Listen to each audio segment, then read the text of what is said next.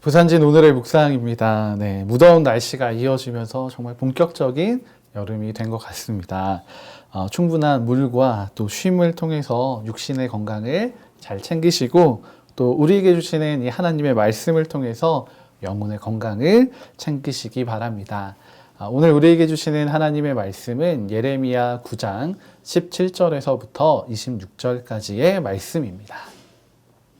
만군의 여호와께서 이와 같이 말씀하시되 너희는 잘 생각해보고 곡하는 부녀를 불러오며 또 사람을 보내 지혜로운 부녀를 불러오되 그들로 빨리 와서 우리를 위하여 애곡하여 우리의 눈에서 눈물이 떨어지게 하며 우리 눈꺼풀에서 물이 쏟아지게 하라. 이는 시온에서 통곡하는 소리가 들리기를 우리가 아주 망하였구나. 우리가 크게 부끄러움을 당하였구나. 우리가 그 땅을 떠난 것은 그들이 우리 거처를 헐었음이로다 함이로다. 부녀들이여 여호와의 말씀을 들으라. 너희 귀에 그의 입의 말씀을 받으라. 너희 딸들에게 애곡하게 하고 각기 이웃에게 슬픈 노래를 가르치라. 무릇 사망이 우리 창문을 통하여 넘어 들어오며 우리 궁실에 들어오며 밖에서는 자녀들을 거리에서는 청년들을 멸절하려 하느니라. 너는 이같이 말하라. 여호와의 말씀에 사람의 시체가 분토같이 들에 떨어질 것이며 추수하는 자의 뒤에 버려져 거두지 못한 곡식단같이 되리라 하셨느니라. 여호와께서 이와 같이 말씀하시되 지혜로운 자는 그의 지혜를 자랑하지 말라. 용사는 그의 용맹을 자랑하지 말라. 부자는 그의 부함을 자랑하지 말라. 자랑하는 자는 이것으로 자랑할지니 곧 명철하여 나를 아는 것과 나 여호와는 사랑과 정의와 공의를 땅에 행하는 자인 줄 깨닫는 것이라. 나는 이 일을 기뻐하노라. 여호와의 말씀이니라. 여호와의 말씀이니라. 보라, 날이 이르면 할례 받은 자와 할례 받지 못한 자를 내가 다 벌하리니 곧 애굽과 유다와 에돔과 암몬 자손과 모압과 및 광야에 살면서 살적을 깎은 자들에게라. 모든 민족은 할례를 받지 못하였고 이스라엘은 마음의 할례를 받지 못하였느니라 하셨느니라. 아멘. 예레미야의 말씀을 우리가 읽어가게 되면 하나님의 슬픔을 발견하게 됩니다. 이 슬픔이 이 예레미야서의 주요한 메시지인 것처럼 보입니다. 그런데 이 슬픔이 많이 자주 등장하고 있는 것은 이 슬픔을 통해서 전달하고자 하는 것이 있기 때문입니다. 그것은 무엇이냐면 이 슬픔이 본래에는 기쁨의 자리였다는 것입니다. 오늘 말씀은 이 상황을 장례식에 비유하고 있습니다. 17절과 18절의 말씀입니다. 만군의 여호와께서 이와 같이 말씀하시되 너희는 잘 생각해보고 곡하는 부녀를 불러오며 또 사람을 보내 지혜로운 부녀를 불러오되 그들로 빨리 와서 우리를 위하여 애곡하여 우리의 눈에서 눈물이 떨어지게 하며 우리 눈꺼풀에서 물이 쏟아지게 하라. 아멘. 하나님께서는 곡소리를 내는 여인들을 불러오라고 하십니다. 이들은 직업적인 곡비들입니다. 이들의 울음소리를 통해서 이스라엘 백성들이 자신들이 처한 상황을 깨닫고 함께 통곡하기를 요청하고 계신 것입니다. 그만큼 기쁨의 자리를 잃어버린 이스라엘 백성들의 상황이 치명적인 상태라는 것입니다. 그런데 이것은 비단 이스라엘만의 문제는 아닙니다. 오늘도 우리가 이 기쁨의 자리를 잃어버리고 살아가기 때문입니다. 우리가 기쁨의 자리를 잃어버리는 이유는 먼저는 우리의 지혜를 의지하기 때문입니다. 23절 말씀 중에서 첫 번째 부분입니다. 여호와께서 이와 같이 말씀하시되 지혜로운 자는 그의 지혜를 자랑하지 말라. 아멘. 우리는 우리가 지혜를 가진 것을 굉장히 자랑하고 싶어 합니다. 그리고 많은 사람들이 이것을 칭찬해주고 인정해줍니다. 그러나 이것은 우리가 있어야 할 기쁨의 자리가 아닙니다. 사람들은 이것을 아주 귀하게 여깁니다. 이 지혜를 통해서 세상의 많은 문제와 어려움들을 풀어나갈 수 있기 때문입니다. 그래서 이 지혜를 가진 자들을 사모하고 그들의 이야기에 귀를 기울이고자 합니다. 그러나 놀라워 보이는 이런 지혜들이 담겨 있는 그 책들도 또 사람들의 강의들도 우리의 존재의 그 깊은 곳에 기쁨을 줄 수는 없습니다. 그 지혜들을 통해서 우리의 알미 늘어나는 것을 통해서 잠시 기쁠지는 모르겠지만 우리의 지혜는 우리가 만나는 상황도 환경도 뛰어넘을 수 없습니다. 오히려 또 다른 고민과 시름거리들을 가져다 줄 뿐입니다.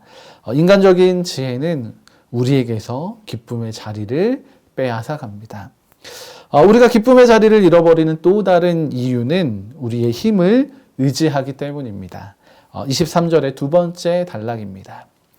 용사는 그의 용맹을 자랑하지 말라. 아멘. 용사가 용맹함을 기르는 것은 어쩌면 정말로 필요한 가치일지도 모르겠습니다. 그렇게 힘을 가지게 되면 할 수 있는 일들도 더욱 늘어나게 되고 또 그 힘을 바탕으로 우리의 영향력도 늘려갈 수 있기 때문입니다. 우리의 영향력을 발휘하는 것은 하나님이 기뻐하실 만한 일이라고 생각이 듭니다. 그런데 문제는 이 힘이 잘못 사용되게 되면 우리의 기쁨의 자리를 빼앗아 갈 수 있는 것이랍니다. 나의 뜻을 이루는 것에 힘의 목적을 두고 행하다 보면 그 과정 가운데에서 약한 자들을 우리의 힘으로 휩쓸어 버리고 흔들어 버릴 수 있기 때문입니다. 나만을 위한 힘은 나에게는 기쁨이 될지도 모르지만 누군가에게는 아픔이 되고 고통이 됩니다. 잘못되고 무분별한 이 힘의 사용은 우리에게서 기쁨의 자리를 빼앗아 가게 됩니다. 우리에게서 기쁨을 빼앗아가는 또 한 가지는 돈입니다. 23절 세 번째 단락입니다. 부자는 그의 부함을 자랑하지 말라. 아멘. 돈이 이 시대에는 우리의 기쁨이 되어 있습니다. 우리는 돈에 울기도 하고 돈에 웃기도 합니다. 돈이 가진 그 영향력 아래에 살아가면서 하나님의 영향력을 잃어버렸습니다.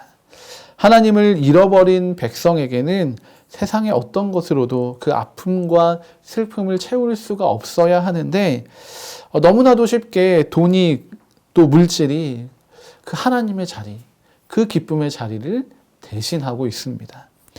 그리고 이 돈의 힘을 사람들은 신뢰하고 있습니다.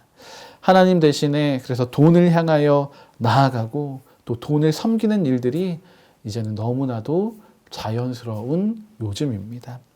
하나님을 이름도 확인하지 못하게 하는 이 돈의 위력이 우리에게서 이 기쁨의 자리를 빼앗아 가는 것입니다. 이렇게 우리는 우리의 기쁨의 자리들을 빼앗기며 살아가고 있습니다. 이스라엘 백성들의 문제만은 아니라고 말씀드렸습니다. 오늘을 살아가는 우리의 문제이기도 합니다. 하나님께서는 우리가 이 잃어버린 그 기쁨의 자리를 다시금 회복하기를 원하시고 계십니다. 그래서 우리에게 오늘의 말씀을 통해 가르치시고 다시 한번 명령하고 계십니다. 24절의 말씀입니다. 자랑하는 자는 이것으로 자랑할지니 곧 명철하여 나를 아는 것과 나 여호와는 사랑과 정의와 공의를 땅에 행하는 자인 줄 깨닫는 것이라. 나는 이 일을 기뻐하노라. 여호와의 말씀이니라. 아멘. 우리는 우리가 자랑해야 할 것들을 자랑함으로 하나님이 기뻐하시는 그 기쁨의 자리를 회복할 수 있습니다.